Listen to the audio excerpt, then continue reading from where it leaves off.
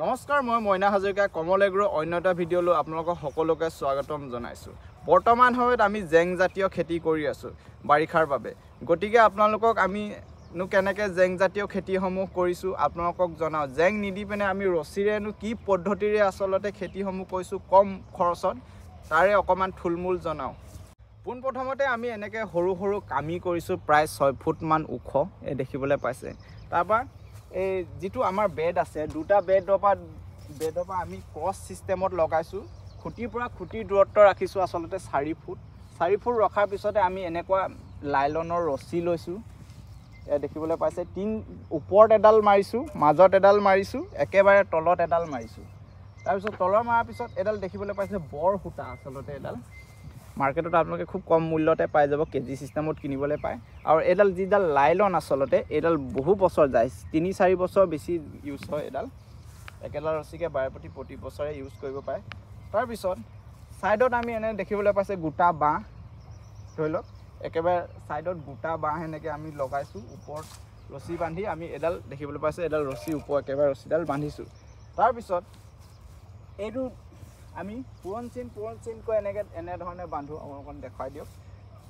দেখিবলৈ পাইছে তলত এই মাজৰডালে তলৰডালৰ লগত এটা মাৰিছোঁ, আৰু ওপৰডালে এই অপজিট ছাইডৰ পৰা আকৌ আমি এনেধৰণে যিটো মাজত হেৰি হৈছে এটা এনেকৈ পাক মাৰি নৰ্মেল আৰু ধৰি লওক এইটো ছিষ্টেমত এনেকৈ আমি মাৰিছোঁ, চাব পাৰে। আচলতে এইটো একেবাৰে কম খৰচত হয়। আমি ধৰি লওক আৰু জেং দিলেও হয় কম খৰচত, কিন্তু জেং দিলে আচলতে ছিঙিবলৈ অসুবিধা হয়, চকুত খুচে, ইমাৰ্জেঞ্চি হয়, তেতিয়া মানে দিগদাৰ লাগে। আৰু এনেধৰণে ধুনীয়াকৈ আপোনালোকে বান্ধিব পাৰে।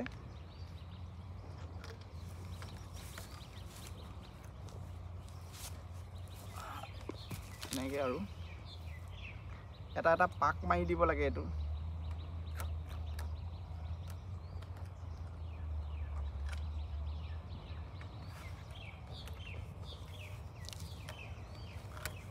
বন্ধুসকল, আপোনালোকেও এনেকৈ মাৰিব পাৰে সুন্দৰকৈ।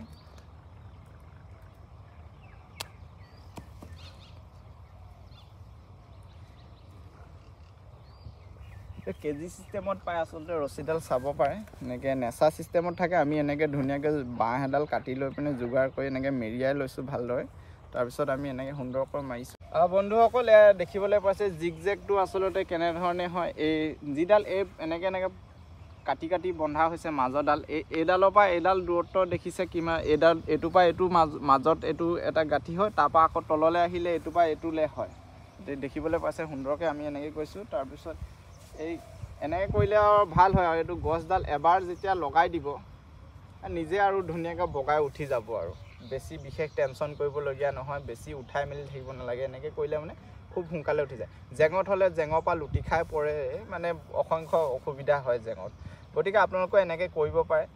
আৰু যদিহে আমাৰ ভিডিঅ'টো চাই ভাল লাগিলে আপোনালোকে লাইক, কমেণ্ট, শ্বেয়াৰ কৰিব, আৰু চেনেলটো ছাবস্ক্ৰাইব কৰিবলৈ নাপাহৰিব এনেধৰণৰ ভিডিঅ' পাই থাকিবলৈ। ধন্যবাদ।